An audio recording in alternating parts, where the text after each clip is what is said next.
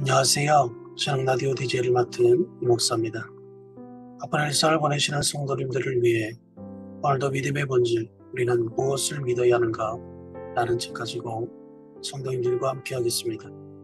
자, 볼륨을 적당히 높여주시고 이제 시작합니다. 말씀 묵상이 쉽고 빠른 길이다.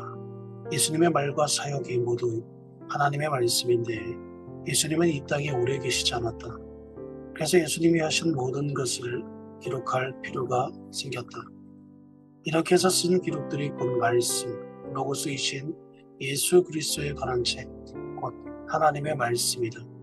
바로 성경이다. 예수를 그래도 보여주려고 기록한 것이 성경인데 그 모두를 기록하면 이 세상에 둘 곳이 없다고 한다. 한편 구약이 예수님이 오시기 전에 일들을 기록한 하나님의 말씀이라면 신약은 예수님이 오신 후의 일들을 기록한 말씀이다. 그렇다면 성경은 구체적으로 어떻게 기록되었을까?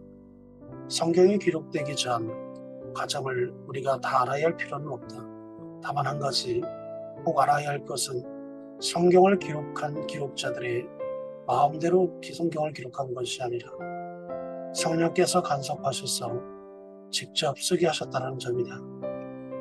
예를 들어 마태, 마가, 누가 그리고 요한은 예수님의 행적을 기록했는데 그들이 붓을 들 때면 성령께서 도움을 요청하여 기록했을 것이다. 그리할 때 성령이 그들을 도우셨다.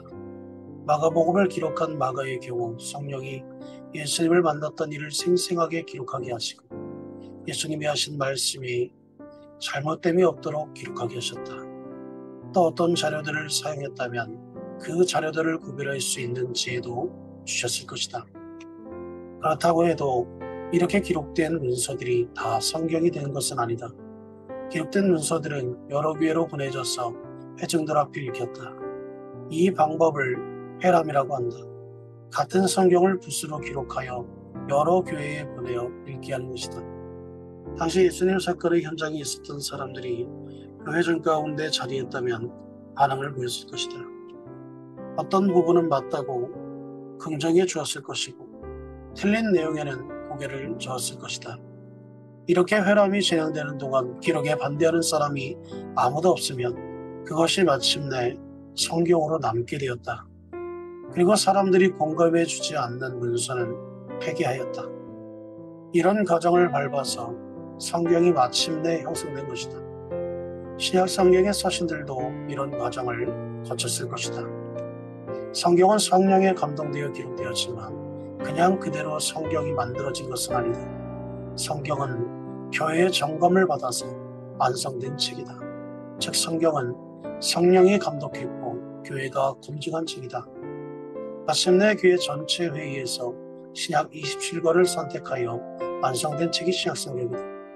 이렇게 볼 때 성경은 성령의 책이면서 동시에 공동체의 책이라고 할 수 있다. 그러므로 성경을 읽는 때는 성령의 도우심을 기대하면서 읽어야 하고 또 교회의 회중들과 함께 읽어야 한다. 또 성경은 구체적인 상황에 있는 하나님의 백성들에게 들려진 말씀이기 때문에 그때의 상황에 비추어 읽어야 뜻을 더 명확히 깨달을 수 있다. 성경을 처음 받아 읽은 사람들을 원독자라고 하자. 성경은 내가 깨달은 진리보다 중요한 게 있다. 원독자들이 어떻게 그 책을 읽고 이해했는가 하는 점이다. 이 점을 먼저 깨닫는 것이 성경을 읽는 첫째 원리다. 그런 다음 우리의 상황에 적용해야 한다. 성경 내용을 원독자에 대한 선이해 없이 바로 우리 상황에 적용한다면 전혀 다른 해석이 나올 수 있다. 혼자서 성경을 읽다가 은혜 받고 새로운 진리를 깨달았다는 사람들 가운데 이단으로 빠진 경우가 많은 것은 이들이 이 기본적인 사실을 무시했기 때문이다. 성경은 성령이 함께 하시는 말씀이기 때문에 하나님과 친밀한 교제를 나누기 원한다면 성경으로 들어가야 한다. 당지 있는 게 아니라 묵상으로 말씀 안에 하나님께 깊이 나가야 한다. 하나님을 만나서 교제하는 가장 쉽고도 빠른 길은 성경으로 우리가 들어가는 것이다.